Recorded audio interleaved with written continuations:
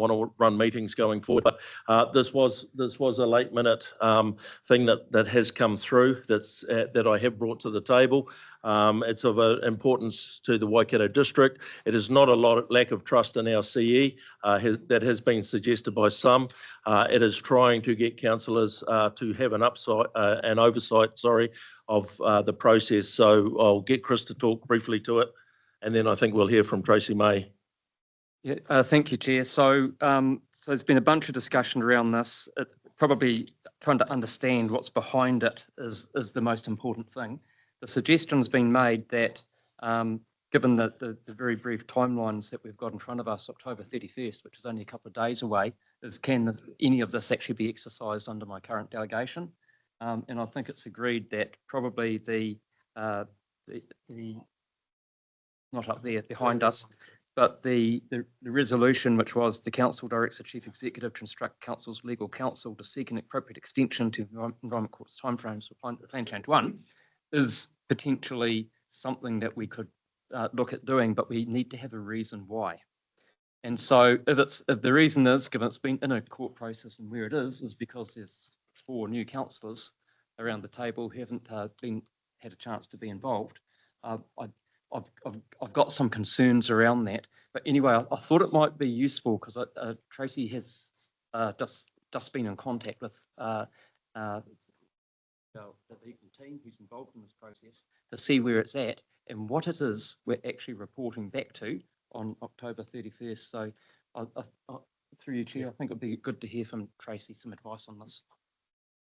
Kia ora, good afternoon, councillors. So I think I've met everybody. The 2 Garys I don't think I've formally met. So Tracy May, Director, Science, Policy and Information. I've been on the Plan Change 1 journey 6 months after its inception. So I've been gifted it to take through the entirety of the process. So for my sins, I have over the decade of knowledge of it from when it was a kernel in our eye and oversight up till now. And I say oversight because the matter is before the court, things do look a little bit different. Just to help out, I text our lawyers and said we've got, the court issues instructions and those instructions must be followed. We don't have an ability to change those instructions or to influence the technical advice that the court is seeking to make its decision. In terms of what we've got, and I do have to say the matter is before the court, so I can't get into the details before you. We'd have to go into publicly excluded session, and as it's your inaugural committee meeting, that's something, and I'm not across the deep detail that our technical experts here on council are responding to the court to help them make their decision. However, we do have the court issues instructions, says here's a raft of questions we want answered. Can you go away and respond to those, or can you go away and talk with other parties and have a conversation about these? Sometimes they have said, please, can you reach agreement? Sometimes they just say go and canvass all the points of view, because there will always be points of view. We have a reporting date of Friday on some matters. We also have a reporting date in mid-November on some matters also. So the court determines those timelines, we don't. I texted our lawyers and said, are we on track to meet the court deadline of 31st of October? The lawyer said, yes, we are on track for that. There is also the further report next month. I said, thanks. Councillors are looking to discuss timing matters now and look to ask the court for an extension. Good to know we're on track. Have any appellants asked for an extension of time? 2 parties were a day late in providing feedback for us, so that's put the pressure back on us, but on discrete points, nothing that will delay us lodging this week. It's just to give you some comfort that the appellants to date, and it is those appellants and ourselves as the respondents who are the only people who get to participate in these conversations. Nobody's asked for an extension of time from this Friday. I don't know about November. I didn't ask about the November date. Thank you, Tracy. So what I might do is there's the tidied up motion on the screen, and the first part of it that we did have a mover and a second for. So you've heard from Chris. He's looking for a reason why he can do it under his delegation currently, which is the quickest way to progress this. But again, it's the reasons behind it. So what I'm going to do is go out to councillors for their understanding of the reasons behind the extension of time. Please keep it short. You'll get one chance to speak, and then we'll move this forward. So anybody that wants to address this. Excuse me, Mr. Chair, sorry. there's another word in there. It's Oh. as well appropriate timeframe. So some people might have a view on what appropriate is. Thank you, Chris.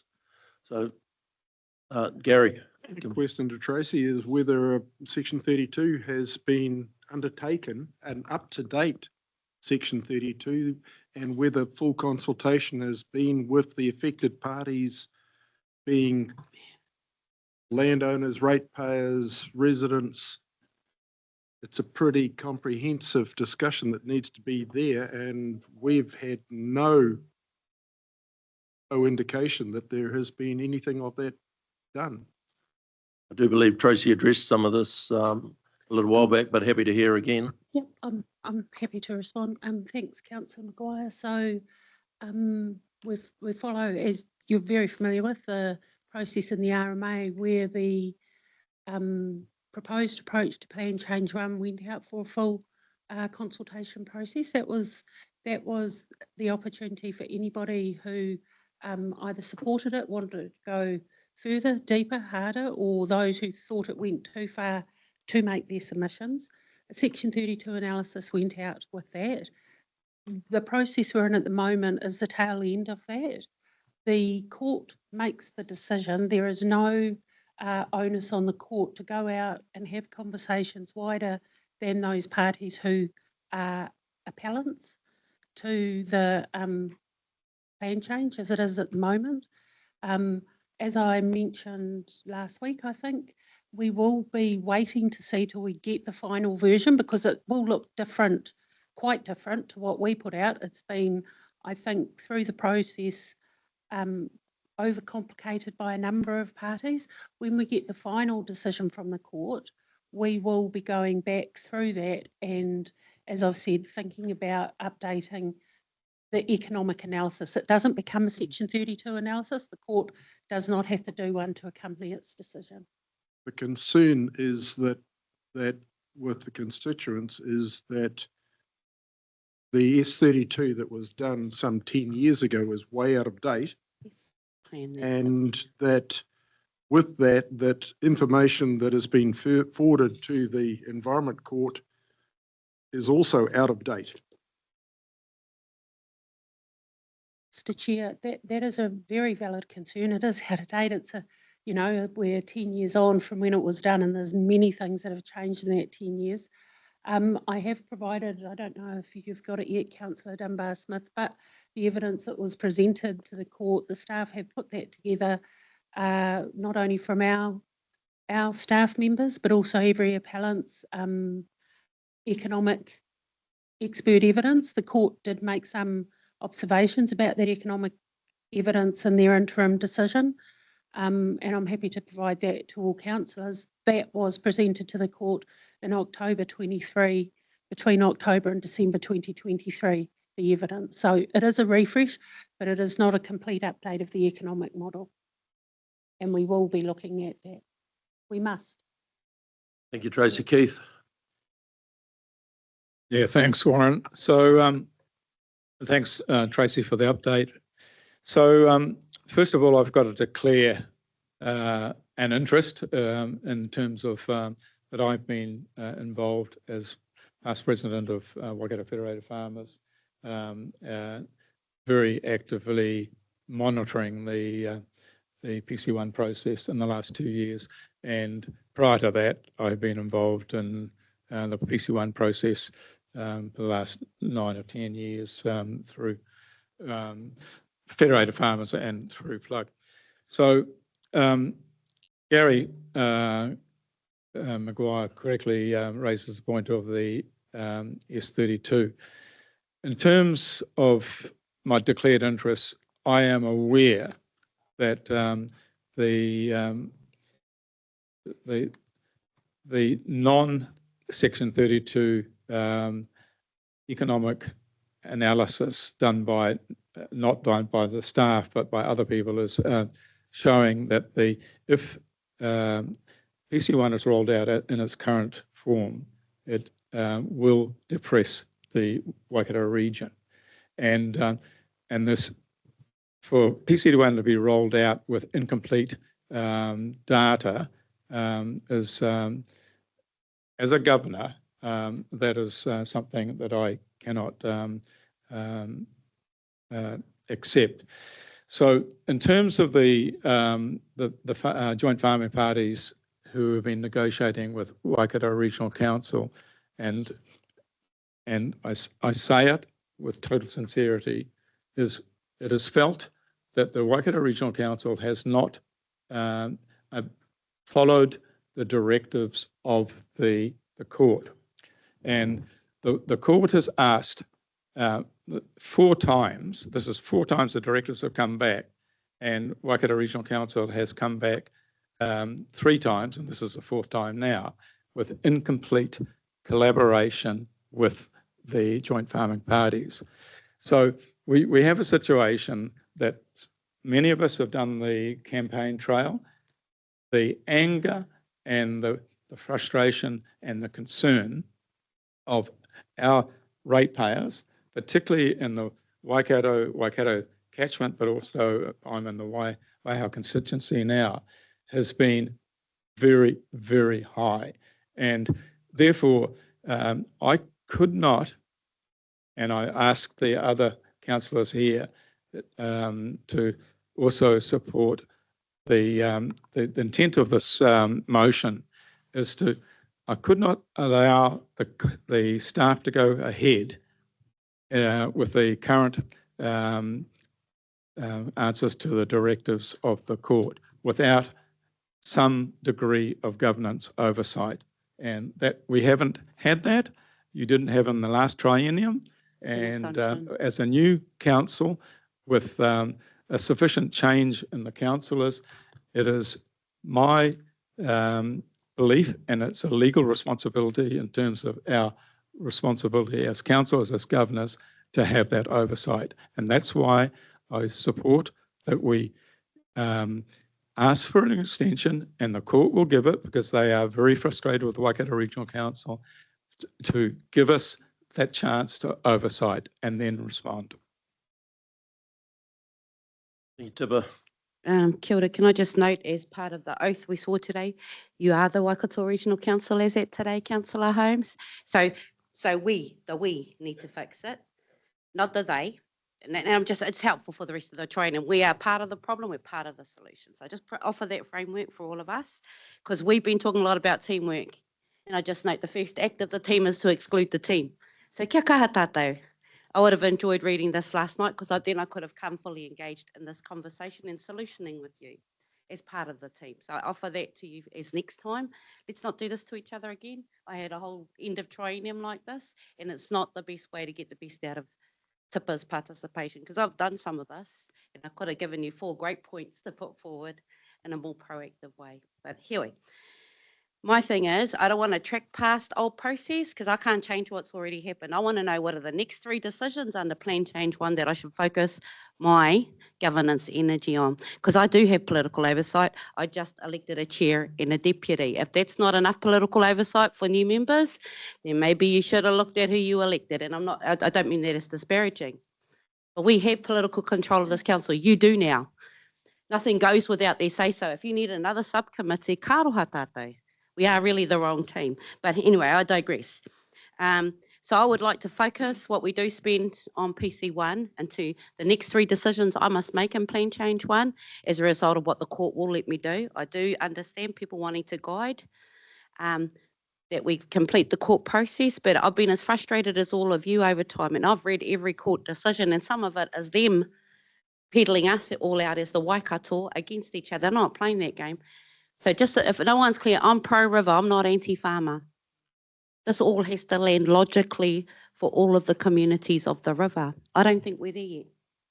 Yeah, but while it's all stuck in the cloud with the court, I'm as frustrated as the rest of you. But I don't pretend to be a lawyer or to be able to trump the Environment Court. I just want to know how to meaningfully exercise my governance in the process, and setting up a committee of the 4 today when I don't know any of you and I won't get picked, gives me very poor confidence in this team. So just back through the CE, what are the next 3 actions, Tracy, that we should focus on providing quality governance around? Because I'm already represented in this process by a chair and a deputy. Kia ora.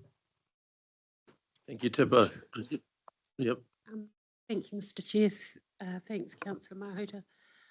One of the first decisions from my perspective was, and had talked about this with Marley and with the Chief Executive, around actually holding a workshop around Plan Change 1. I think it was indicated last week, to help councillors, well, to help me understand what are the questions councillors who aren't familiar with it, so our new councillors, as well as some of our councillors from last term who weren't as familiar with Plan Change 1 as they would like to have been. What are the questions you need answered? What can you do going forward? What is within your purview to do and what can't you do? And what are the most significant decisions that council must make going forward in terms of the RMA process? Then the fourth recorded, so I'll catch them. The last one is, so thanks for all that, Tracy. What happens with announcements that may come out from the government, and how do we pitch and pivot in response to that? Those are the matters going forward that I think we need to get our heads around. But the first one is around a workshop to assist understanding, I think, and so I can understand better some of those questions you need answered. Thank you, Tracy. Ben. Yeah, just a couple of questions. So firstly, Friday the 31st, we are submitting something. It seems to me, from what I can hear, that it's irrevocable once we've submitted that. Is that correct, Tracy? Through you, Mr. Chair. So we have been issued a set of directions or instructions or homework essentially from the court that says, please answer this. Yep. Please give me your expert technical advice on this. Please go and talk to some people about this. Please see if you can reach agreement on some things. That's the response that at the moment all parties have had given their responses back to us. It is our job through our legal counsel to combine that together and get that with the court on Friday, and we're on track to do that. If we've heard from the communities that there is concern about the process or concern about EC1, is council as a party to this able to make an input to the court itself other than what the parties are doing? No, the only matters that can be addressed are those matters that have been heard through appeal by the court. No new matters can be introduced by any parties, not even now. And what about if we indicated that the appropriate time, because we wish to do a more detailed economic analysis prior to the court making its decision? Sorry, through you, Yeah. Mr. Chair. The court will thank us for any commentary in that regard, but they are not beholden by this council. The matter is before the court, and they're the only ones who can say we need additional information in this regard. They held the court hearing. They asked, I must say, a lot of information about economic things, but they didn't ask for an additional either economic analysis or a Section 32 analysis. And the two things are, as Councillor Maguire said, quite separate. I understand that they did ask for practical and workable solutions, though. Is that correct? They have, and I think through you, Mr. Chair, I would just like to say to Council, they've probably issued in the approximate order of 5,500 instructions on separate provisions to staff. Not everybody is going to be happy with where we've landed on all of those, and staff have worked incredibly hard, and the court has made positive as well as disparaging comments about some of the responses that they've received. So just in terms of where we're at with that item number 4, so if you switch over. So,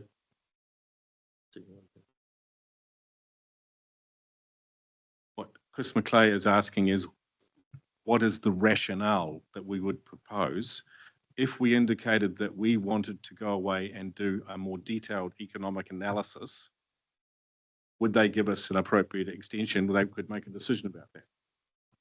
Through you, Mr. Chair, I don't believe the court would, because that is a decision of this council to help the council respond to ultimately what will become a plan that the Environment Court will give to this council to implement. If we say to the court, we believe we need additional economic information, the court will say that's fine. We don't believe we need it because they haven't asked for it to date. But if the letter we're sending is an offer to the court could consider that, and they may feel that, well, the RMA is changing, we're not in a hurry, it would be useful if we had that, because that's certainly what we've heard from the community, is that they want to know what is the impact of this economically. We don't know that yet, other than 2016 and some minor updates or party updates in 2023.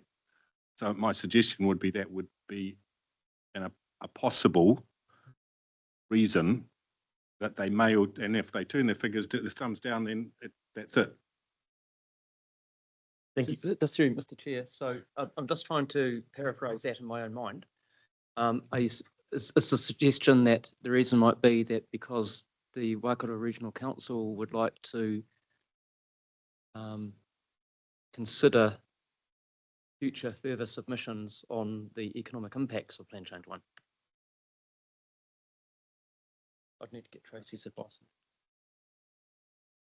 Look, I have a question. through you, Mr. Chair, I understand the concerns. I mean, I have those concerns as well.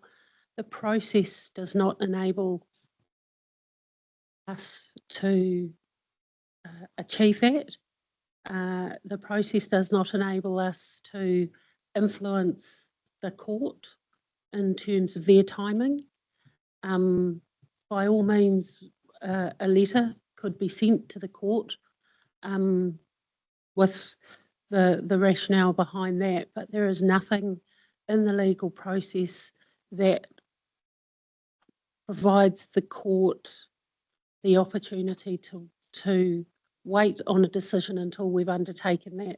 That would require a complete relitigation of Plan Change 1 and potential re-notification, and I don't think anyone is wanting to do that. I think what's really important is that we need the decision from the court so he can understand what we need to model, so he can understand, hey, what are the parameters? What does it look like? That's really what we're focused on getting. And we know the court's decision is in itself going to be something that we're going to have to puddle through to try and understand. I'm finding it difficult to help councillors, so usually we'll come up with a solution, but I am really challenged just by the law, actually, in the legislative process. Thank you. Liz, did you still want, can I get Liz a microphone, please? Oh.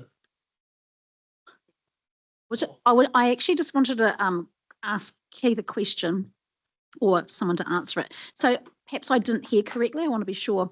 Did you insinuate or suggest that the Environment Court isn't happy with the Waikato Regional Council?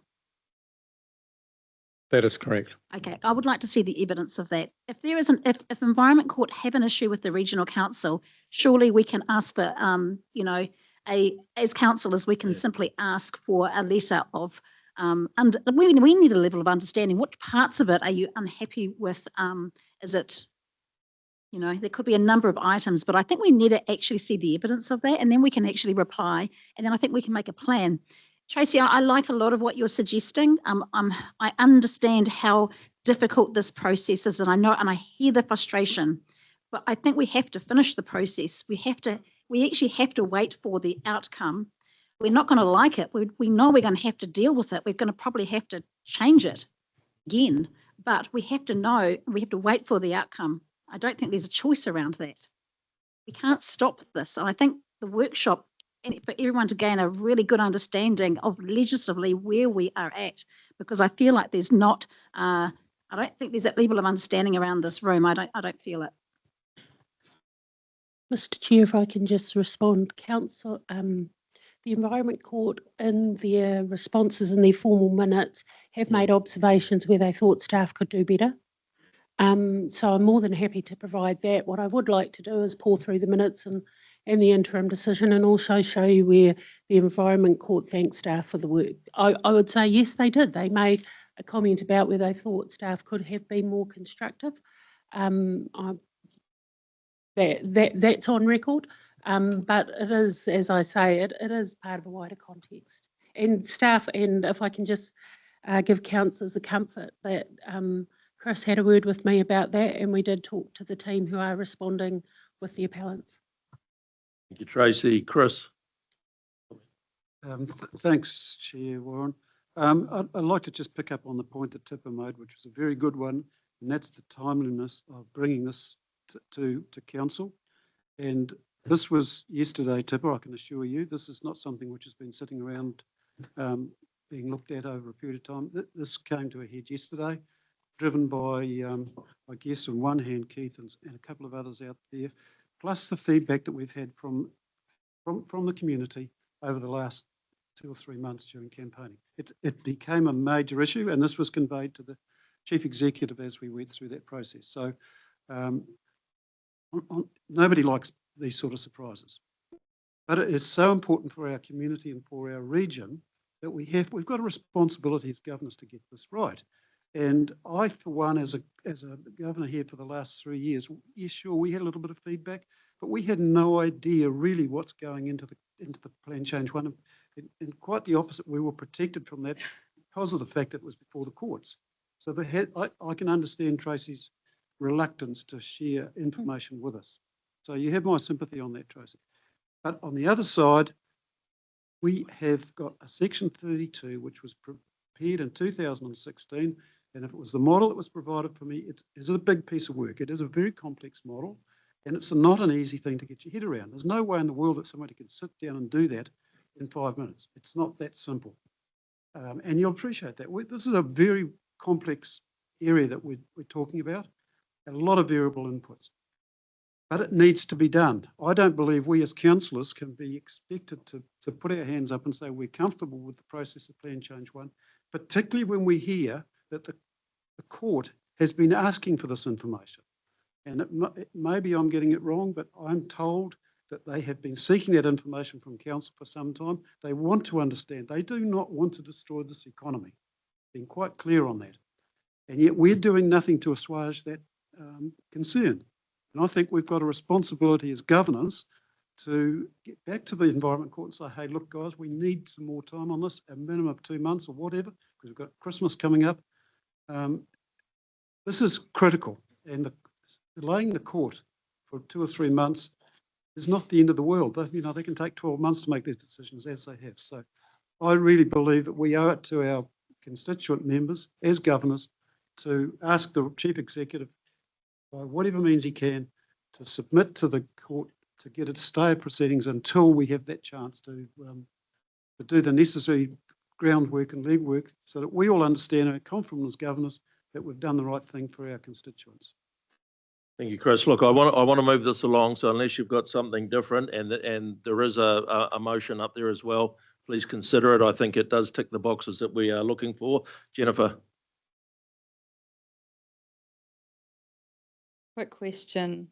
And I know this is puny in the grand scheme of things, but the cost of this legal advice? Through you, Mr. Chair, sorry, what particular legal advice? The one that's in the motion. So it'll be, Look, I'm not sure there's a relevance in that question as such. I mean, we need to do due diligence. We need to be across it.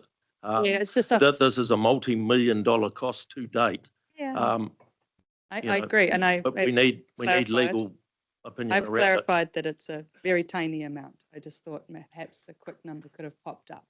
Well, I don't think there's any lawyers in the building that can quantify that. Tracy, perhaps you have an indication? I was just going to say, I couldn't, Yeah. I That's couldn't pick a fine. number. It would Thank you. I just be thought between 2,000 to 9,000. thank you. I thought that might be the case. So Warren, can I ask a question? There's Noel online. Shortly, Noel, I've got a couple of others that are just in line, but yes, you will be able to. Yeah, Thank you. so I'll just say, look, I understand wanting to understand the economic implications. I don't quite see why we do it when it's an interim decision as well as when it's a final decision. I'd want to have it on the final decision, absolutely. I think we really discount how we might implement this PC1 thing. I think we don't hear enough from Brent Sinclair about that, because there is a fast and a slow way to do that.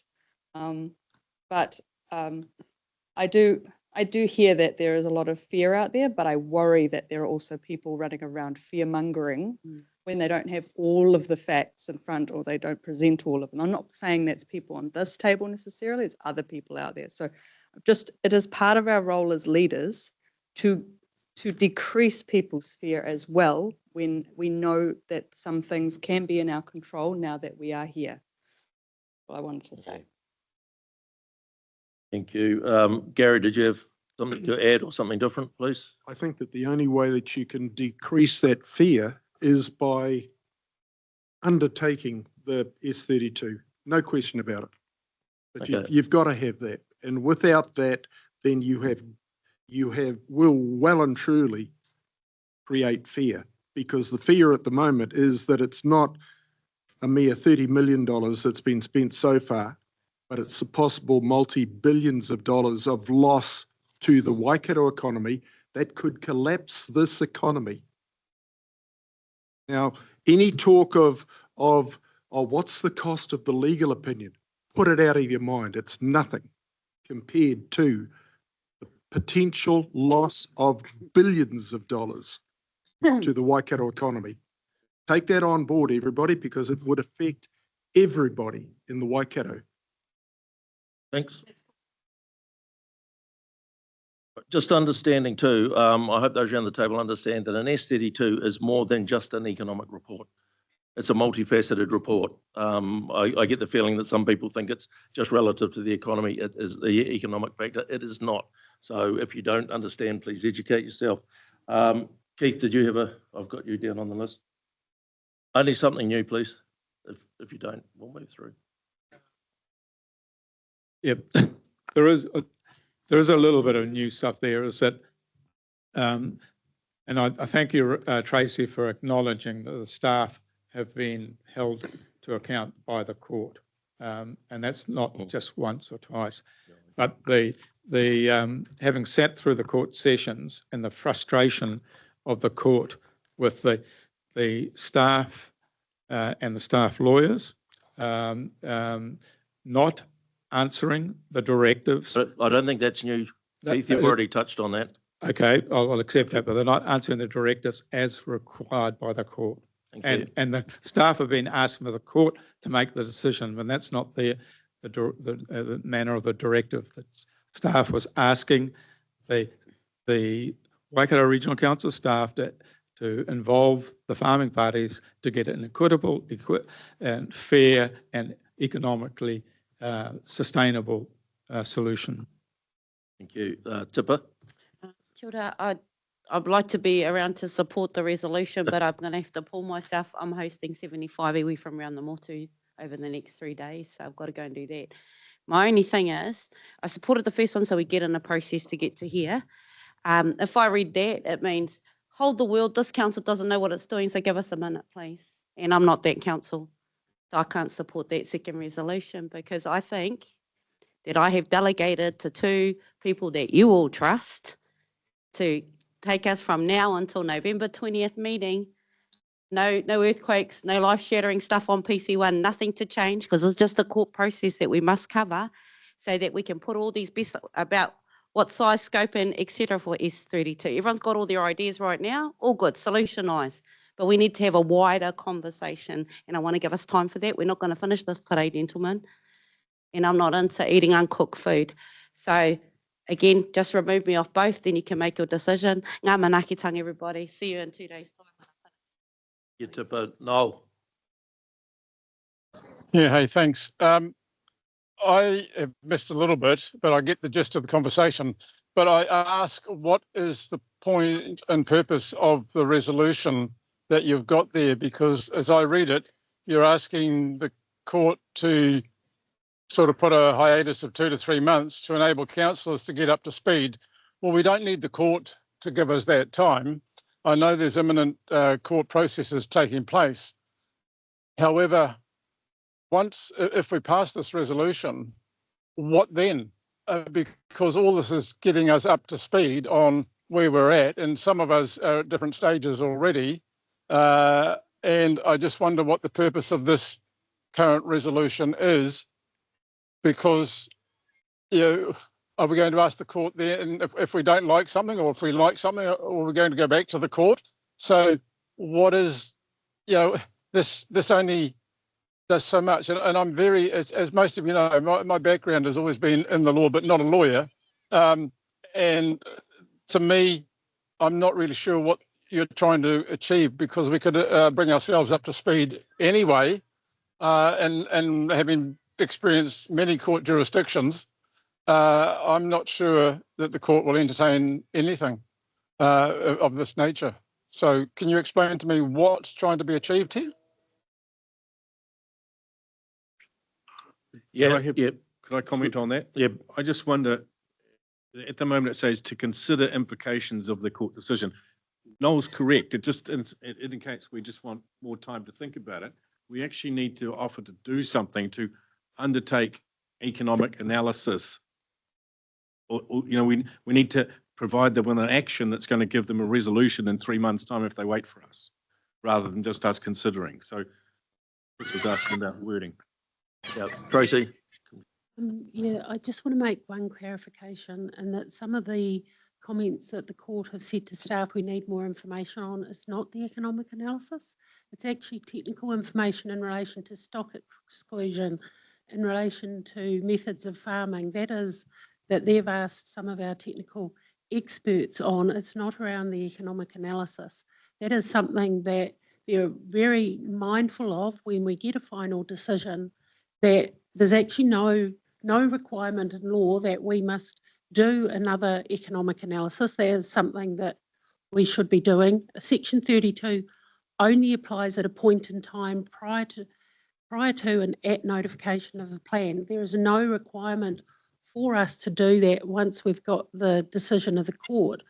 What we as officers, because we've heard what the previous council and what this council have indicated, is we need to understand all implications of Plan Change 1, the goods, the bads, including a modelled economic application. It won't be the silver bullet, but it will respond to some of those questions that we're all getting around what's this going to mean now, 5 years and in 10 years. So I just wanted to clarify, the court isn't awaiting economic analysis for its decision. It's heard all that, it's gathered all that. They're awaiting, and they made comments directed at staff on technical matters, not economic matters. That's really important for your conversation. Thank you, Tracy. Gary Rimmer. Mr. Chairman, can I? Yeah, sorry. Yeah, Mr. Gary, Chairman, no. sorry. Right. I didn't actually have an answer to my question, although Ben did agree with me. The issue then is, I think we're trying to do too much. Excuse the noise in the background. I'm just waiting for a cricket game to finish. The issue for me is we're trying to not necessarily appease, but address the issues that were raised by constituents when we campaigned in the last 2 or 3 months. The issue is we've got a legal process in place which we cannot alter. And I'm sorry, I'm putting my background on my hat on and saying, please get an understanding of the law. We cannot, other than respectfully asking the court to wait, but we cannot do anything else other than that. We need to get ourselves up to speed if those who are not. The reality is the court needs to release that decision and then we address it. That's when we need to be ready. We need to have our systems and processes in place to deal with it. To do anything before is not contempt of court, but it is an attempt to usurp the court process. And I can't buy into that. So this, it seems presumptuous and not ill-conceived, but the reality is this is being rushed without enough establishing the process that we need to follow. And look, guys, I know where you're coming from. I campaigned on, getting that committee in place to deal with the aftermath of the release of the decision. We're trying to do something beforehand, which to me is trying to usurp that decision. So I don't want to repeat myself again. You need to step back and say, are we acting in the best interests of our constituency? All we're doing is ticking a box to say, hey, we're trying, but is that what we want to do? Because at the end of the day, the court will just say, step aside, we're going to finish the process, then you can deal with the aftermath. I'm just being a realist here. So what are we trying to really achieve here? Thanks. Thank you, Noel. Taken on board. Similar to outlines to Liz earlier. Yeah, Gary Roma. Just a quick point, and I suspect that the Chief Executive is working on it already. But do we specifically need a reference to S32 in that motion? Yeah, that's what I thought. Yeah. So you're right. The Chief Executive is reaching on it. Dave's got that many screens going. Yeah, please. I have been loath to use a Section 32 analysis, which is quite a extensive, powerful tool. But I think what I've heard is an economic impact analysis is what people have been really, those who have been raising it. I think that's what I've been hearing. Yes, Chris, I agree with you, but like Warren's already indicated, that it's actually broader than that as well anyway. So yes, the economic impact for me is fundamental, but we could actually go deeper and wider. Could I just comment on that? Section 32 will take an enormous amount of time and energy and expense. And economic impact may give the court something that it doesn't have yet, that it can choose to accept or not accept. I think to me, this is a fairly good, everyone can see what I can see, first step. Totally agree with the workshop. It was something we indicated to get up to speed and also be better prepared over this issue. We've now spent quite an amount of time on it, going around, and I think it's the evidence gathering and everything else, the hearsay that has been heard around the hustings and that sort of thing, and just bringing everything together. So to me, this is a fairly reasonable step to take to the court or instruct the Chief Executive in the meantime, while we get better prepared over the next couple of weeks. But Gary's finished. Is it, Liz? Yeah, look, I think that's a reasonable question to ask the court. Whether they accept that or not, we have to be prepared for a yes or a no. If it's something they're not prepared to accept, then hopefully we'll all be up to speed about. And Tracy, I like what you said. We really do need some suggestions of where to from here. We need options. What can we influence? What can't we influence? Because we need, we need some assurance. But I'd like to also make sure through the chair that we do get that evidence around the court not happy with some of the, information that we might have prepared or provided in the past. I'd like to get up to speed with that. Clarity around that. Yeah, thank you, Liz. Gary? The arguments that have been put to us here today on whether we can do things or not is based on the RMA is at the moment. And if that's the legislation and that's the basis of the arguments that Tracy's been putting to us, then equally the argument is there to use the S32, which is black and white in the RMA. And if it needs to be the sledgehammer to break the nut, compared with ignoring it and being walked over, then I'd take the sledgehammer. So the court has had an S32. What you're asking for is a complete update. So I'll just go to Tracy around the time frame that would require, even if the court allowed us to go back through that process. So we haven't established to start with. The court hasn't been asked. We haven't established. They haven't asked for any updates, as Tracy's indicated. I'm just, as Ben indicated, that's a hell of a lot of work for the whole S32. Chris indicated an economic impact potential report, but Tracy, just I'm sure you're well aware of what it took the first time around. Thank you, Mr. Chair. I am well aware of it, and it is a significant undertaking. A Section 32 analysis and a Section 32 capital A analysis, there's two bits of legislation that address it, are specifically in relation to the notification of a plan and its objectives and policies. Are they the most effective objectives and policies to achieve the purpose of the plan and the purpose of the RMA? That is an undertaking. It's also is the process you went through to notify the plan. What the words that the chief executive has used, that's all planner speak. What you want to know is the rubber that hits the ground when we get this thing from the court, what's the cost implications going to look like? That is an economic analysis. That is an economic impact analysis, both the positive and the negatives. That is separate to the Section 32. That's not just related. That's not justification for your objectives and policies. It's saying, this is the objectives and policies we've got. Here's the rules. What do these mean for our landowners and our farmers? That's an economic analysis. And that is what I believe councillors require. The Section 32 gets you to, okay, now we can notify the plan. We did that in 2016. What we're saying is, what are the implications of this across the entire region? Because remember, it will be our urban landowners, our rural landowners and everybody. That's an economic analysis. I do want to shadow, we have no budget for that. We haven't made provision in the annual plan for that, but we will find it somehow or reprioritise work, because this is really important. We want to know the answers as well. You know, I just, Section 32 is a really important part of the planning process, but what we're talking about here is not part of the planning process, it's part of the implementation.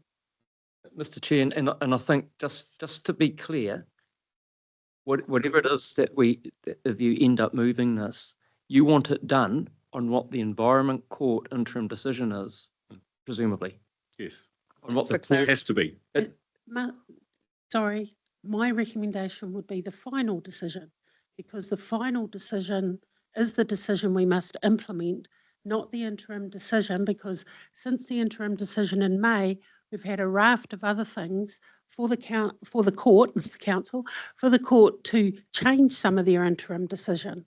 So my recommendation would be, it wouldn't be a good expense of ratepayers' money to do that on the interim decision. What we could do, and what we could ask our economists to do, is pick out the eyes of the interim decision to get those things that are pretty locked in and clear signals to say, can we use that as a basis to start anything?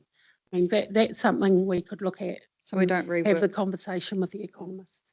That was the point I was trying to make too.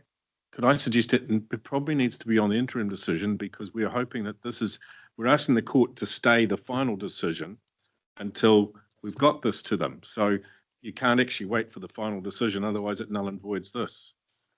As it stands, yep. Okay. So I'm happy to move that, and I just note that Tipper asked. We've got that. So we'll go back to the first one now, because Tipper has removed her second. So this is getting us to that second motion. So Move that first one if you want. So you're happy to move the first one? And we have a seconder in Chris Hughes. You're happy to leave that there? Yep. All those in favour? Aye. Opposed? So carried. Moving on to part two. And I just want to quantify this as an indication on this PC1 deep dive workshop, and when we can slot that into our calendars. So, okay, we've got a date. Just so you're aware, it's not part of the motion, but Except the next decision is on the 19th of November, so it's only 2 days prior to. So I wonder if it could come sooner, so we're all up to speed on PC1.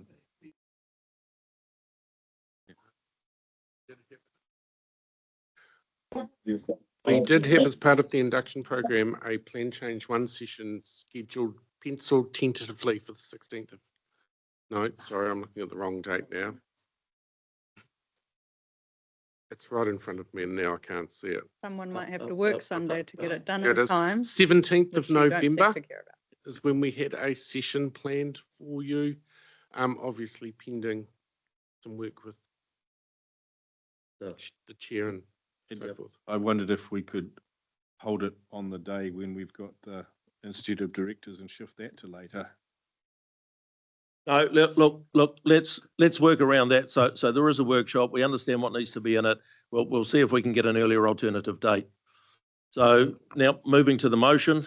that the council directs the chief executive to instruct council's legal counsel to seek a 2 to 3 month extension to enable the economic impact assessment to be prepared for the Environment Court to consider. Liz? So just to be clear, the Yep. paper that we had received earlier, 1, 2 and 3 is now off the table. Yes. And Yep. the only resolution we're voting on is what's up on the Yes, board. thank you for that clarity. Apologies. Yes. Ben, I'm happy to move. we have a mover in Councillor Dunbar-Smith. Do we have a seconder? Thank you, Councillor Maguire. All those in favour? Opposed? So carried. Thank you, councillors. Again, I apologise for the messiness of that item, and we will be well prepared going further. So what I will do, that was the last item as we had on the agenda. I'm not going to offer brief closing Warren. reflections and thanks, although thank you very much for all attending. Did you want to say something, Noel? No, that's his daughter in cricket in the background. So I will now come Yes, to. sorry, can we have that workshop before the 13th, please, if possible? I appreciate it if you can't, then, yeah, but I would like to be involved in that PC1 discussion. Thank you. So noted. Thanks, Noel. I will now come to the chair to close us with a Karakia. Oh, I'm the chair. No, sorry. It's been a long day. The CE. Oh, yeah. Yeah, you're right. Thank you, councillors. Unahia mai te uru tapanui, te wātia, kia mama, te nākau, te tinana, te hinanaru. E te ara takatu, koe rā e rongo, e whakairia aki ke ronga, kia tina, homiei, huiei, tai kie.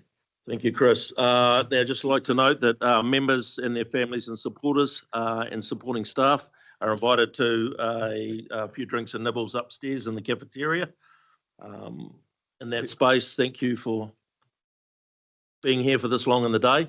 Hopefully a number of you and your families and supporters can join us upstairs.